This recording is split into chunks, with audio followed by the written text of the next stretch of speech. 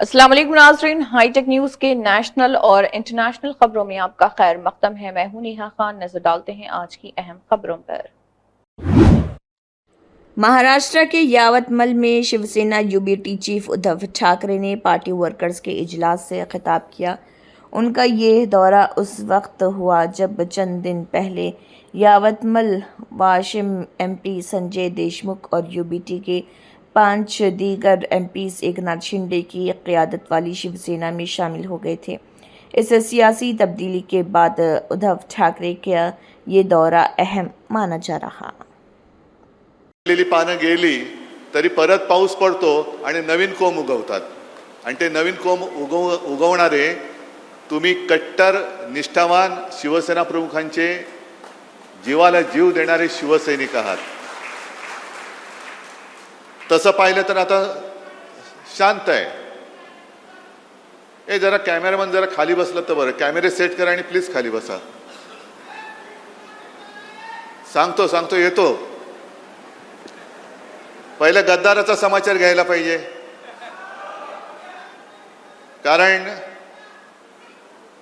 कारण हे गद्दार काही वेळेला माझी चूक होते आणि म्हणून पहिला प्रथम माझं कर्तव्य आहे की माझ्या सांगण्यावरून जे तुम्हाला मी एक बुजगावणं दिलं होतं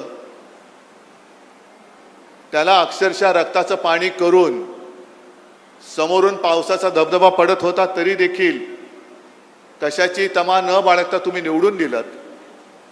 त्याच्याबद्दल मी तुमच्या सगळ्यांची तर माफी मागतोच, पण तमाम या यवतमाळ आणि वाशिम लोकसभा मतदारसंघातील मतदारांची माफी मागतो की तुम्ही केवळ आणि केवळ शिवसेना प्रमुखांचा चेहरा आणि माझा शब्द या भरोश्यावरती या गद्दाराला निवडून दिला होता।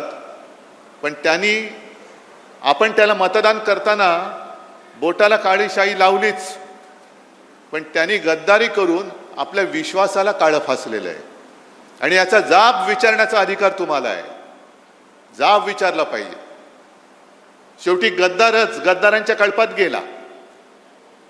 आता गद्दारांचा कळप म्हणजे काय की 3-4 वर्षापूर्वी गद्दार शिरोमणी जो बसला तिकडे मिंदे,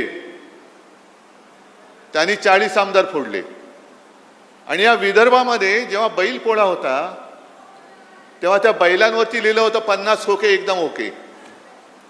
आता मला सांगा, तेव्हा आमदाराचा भाव 50 असेल, 50 खोके, तर खासदाराचा किती असेल? म्हणजे हा एक धंदा झालाय निवडून यायचं।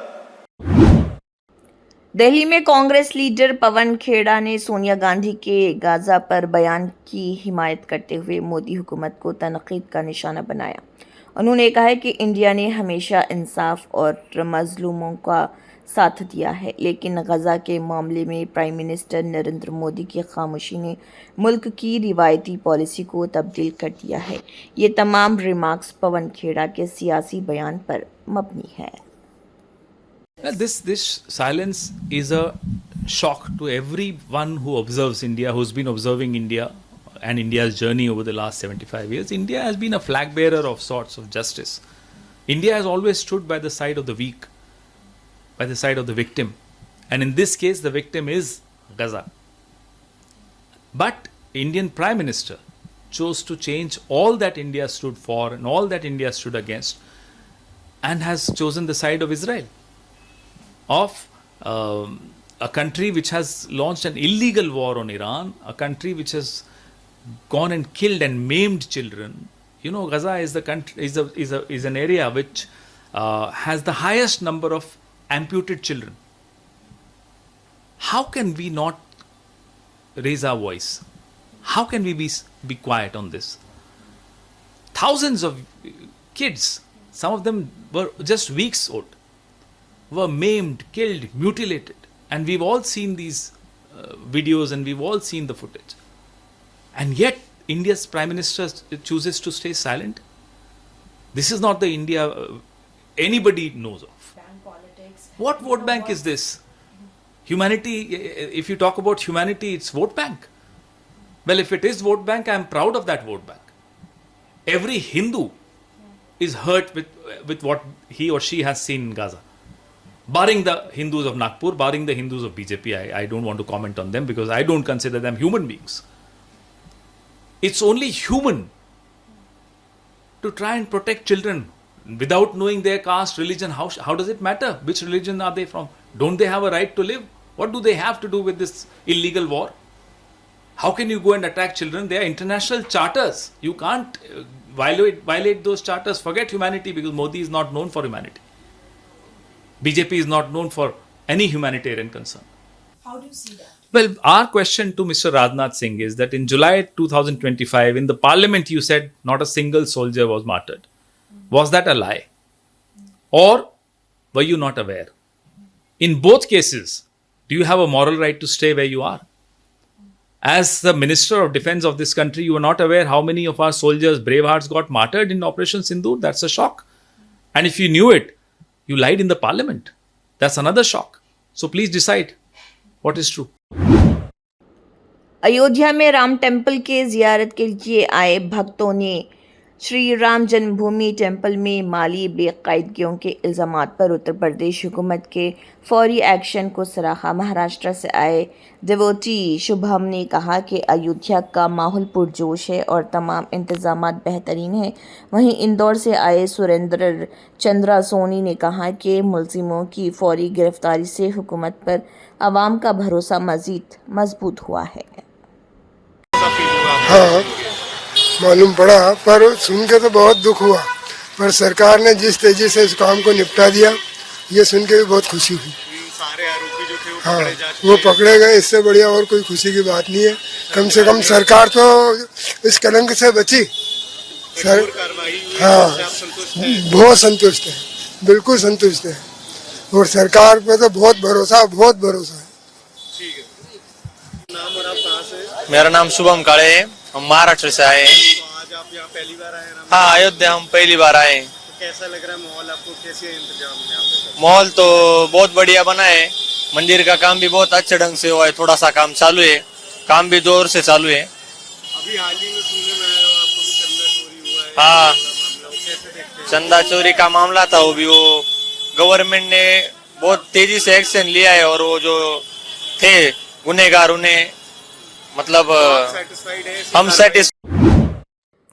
उज्जैन में प्रेस कॉन्फ्रेंस के दौरान कांग्रेस लीडर दिग्विजय सिंह ने आरएसएस और विश्व हिंदू परिषद वीएचपी पर सख्त तनकीद की। उन्होंने इल्ज़ाम लगाया कि इन तंजीमों का मजहब से कोई ताल्लुक़ नहीं, बल्कि इनका मकसद इख्तियार और इदारों पर कब्ज़ा हासिल करना। दिग्विजय सिंह ने दावा किया है कि पहले भी मजहबी रहनुमाओं को इस बारे में मुतनबह कर चुके हैं और अब उनके मुताबिक वही सूरत हाल सामने आ रहे। ये तमाम बयानात दिग्विजय सिंह के अपने दावों पर मबनी है।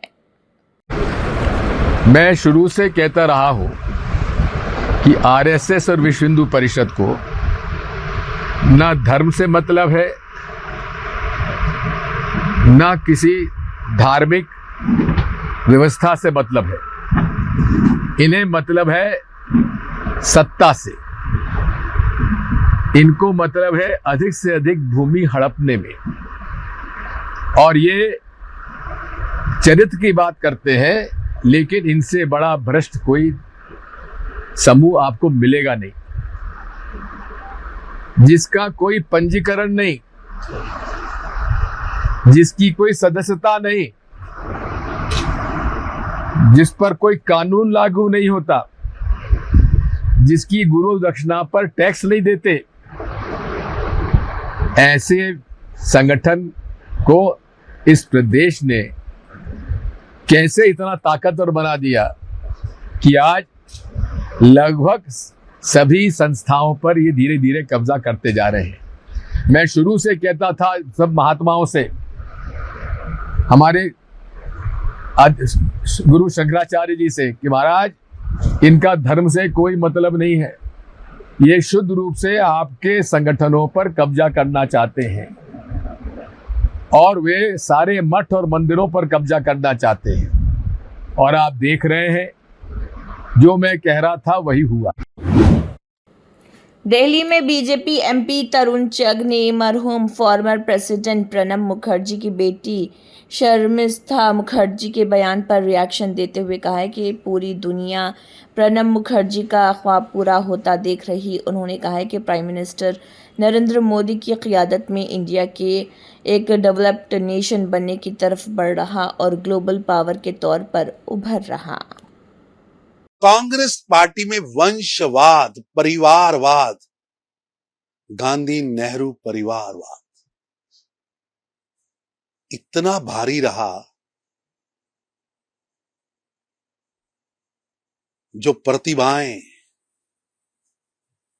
जो नेतृत्व क्षमता कांग्रेस पार्टी में अलग अलग तरह से लोगों में आई, उन नेताओं को दबा दिया गया, कुचल दिया गया। वंशवाद के कारण नालायक, नुसिखिए युवराज व युवरानियों को कांग्रेस में स्टैब्लिश करने के लिए ऐसे नेतृत्व को पीछे धकेला गया। मुझे याद है कि जब 80 के दशक में प्रणब मुखर्जी की दादा की बुद्धिमत्ता की चर्चा पूरे विश्व में थी, लेकिन नालायक युवराज व युवरानियों को सत्ता में बिठाने के लिए ऐसी कई प्रतिभाओं को कांग्रेस पार्टी में पूरी योजना के पीछे किया गया। प्रणब दा एक बड़ा व्यक्तित्व थे। उन्होंने कई बार सार्वजनिक मंचों पर, व्यक्तिगत संपर्क में, अपनी किताबों में प्रधानमंत्री श्री नरेंद्र मोदी जी के चमत्कारी, चुंबकीय, मेहनत की प्रकाष्ठा करने वाले नेतृत्व को हमेशा ही सराहा। एक देश के लिए समर्पित, देश के लिए काम करने वाला, देश की समस्याओं से जूझने वाला प्रधानमंत्री आज देश को मिला है। और जो भविष्य प्रणब दा प्रधानमंत्री नरेंद्र मोदी जी में देखते थे कि ये प्रधानमंत्री के रूप में भारत को आगे लेके जाएंगे, आज प्रणब मुखर्जी के वो स्वप्न आज पूरा विश्व पूरा होते देख रहा है कि प्रधानमंत्री नरेंद्र मोदी जी के नेतृत्व में भारत विकसित भारत बनने की ओर आगे बढ़ रहा है। आज भारत विश्व की शक्ति के रूप में आगे बढ़ रहा है। ये आज पूरा विश्व इस बात को देख रहा है। सर, शिवराज सिंह चौहान जी की केस के संबंध में राहुल गांधी ने माफी मांगी, कैसे? राहुल गांधी विदेशी टूल किट का एक हिस्सा बनकर कठपुतली की तरह अपने विदेशी आकाओं को खुश करने के लिए झूठ, फरेब, भ्रम बेचते रहते हैं, चलाते रहते हैं। यहां तक कि ऑपरेशन सिंदूर के समय पाकिस्तान की सेना की ट्यून पर नागिन डांस पूरी दुनिया ने देखा।